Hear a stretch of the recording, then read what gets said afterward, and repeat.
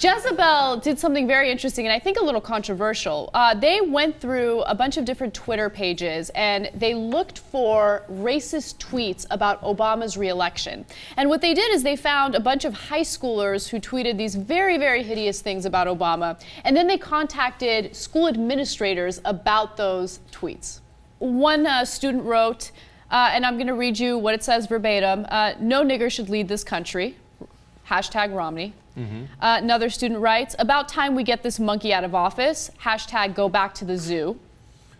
Another student writes, "LOL, Obama may be president, but even he still needs welfare. Hashtag nigger. I hope the world does end in December so we won't have to suffer another 4 years with that monkey in office. Hashtag fuck Obama." That's clever. Yeah. Another student writes, "Let's face it, Romney ain't the best choice, but he's a hell of a lot better than that sand monkey we call president. Hashtag Mitt." See, that's wrong, because sand monkeys are Arabs. He doesn't even have the right insults. Okay, so get it right, big guy.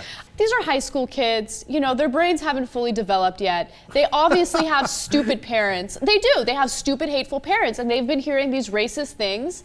And now they're just kind of regurgitating the crap that they've heard from their family members. Another student writes, "If you're voting for Obama just because he's black and you are too, that's some nigger shit." You know, saying grossly racist things, idiots, yada yada, right? But number one, Jezebel, you know, what are you going after high school kids for? I mean, did I already know that there was like a million racist idiot kids in the country? Yeah. I mean, you go after a politician, have at it, Hoss. I love that. I think that's terrific, right?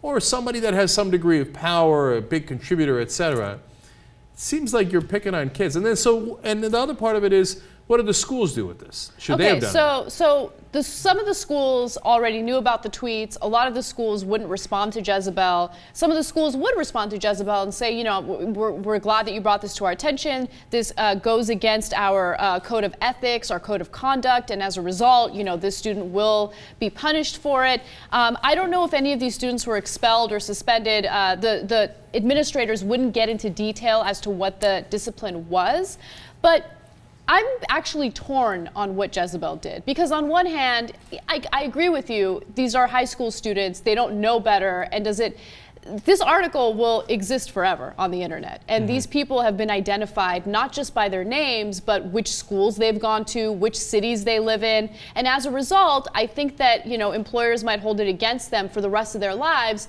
And I think a lot of this has to do with the fact that they're stupid kids. On the other hand, these kids need to know once you put something on the internet, it will exist there forever. So your tweets are stupid and they're public, and you should probably know better than that. Hey, look, I don't love that they went after these kids. And do I think the school should do anything about it? Look, if it's on school time, then you don't have freedom of speech. Obviously, you know, you can't just start speaking in the middle of class, as I used to often, and not shut up, right? The teacher has to teach, etc. So everybody gets that, right? But if it's on your off time, I think you're allowed to be racist on your off time in school. I don't think you should get suspended for that. So, because then I think that is a freedom of speech issue.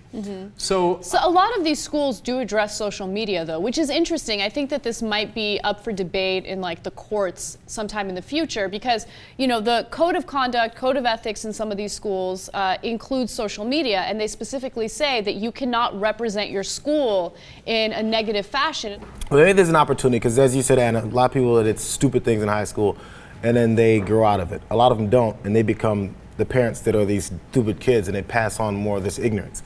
So I think this is an opportunity. Of course, you shouldn't suspend them and all this stuff. I don't think. Maybe that's a possibility. I don't see that. But there's an opportunity to talk to people and tell them, listen, this is the world, and I see where you guys are coming from at. Not to teach them and say, I'm going to tell you better than your parents, but this is what the reality of the world is. And maybe they'll learn from it. There's an opportunity to teach people that are ignorant reality. And maybe there's a small segment of our country that can get shaped into a full mindset of what's going on and how stupid what you said is and why it's stupid that you said it, and do you really believe it? Because then these people are going to become employers, maybe, if they're coming from a family that's high enough, or get something handed down to them, because they're like, oh, something I'm getting handed down is already gone. That tweet that didn't make any sense. I think that's what they were trying to say. So I think there's a way to do something with that from it, where they can learn, so they won't continue to perpetuate this stupidity. And when it comes to people having less opportunities, man, there's kids that were 12, 13, 14 years old who get caught up in some shit, because they feel they have to do it. I'm talking people, they don't have opportunities. Maybe they're in the streets, maybe they're selling some shit, maybe they're involved in a bad situation, and they get put some juvenile delinquency, they get put in prison, and they never get a job again. We don't seem to care about them. But we worry about what these kids put on the internet, chose to put on the internet, and then we're gonna worry about their jobs later. I don't know. I have a hard time giving sympathy for them. 100% understand the point you guys are making, that it puts a spotlight on it and hopefully leads to less people doing it in the future. And look, it could actually have a reverse effect. It could actually make some of these students more defiant because they feel that they're so right, and being punished for what their stupid views are might make them double down on what they believe. There was one student who basically said, like, don't keep your tweets to yourself, okay? Because people were tweeting hate at her because of her racist comment. She's like, keep your tweets to yourself, okay? I'm allowed to have my opinion. What's awesome is I'm allowed to say hateful things, but you're not allowed to say them back. Right.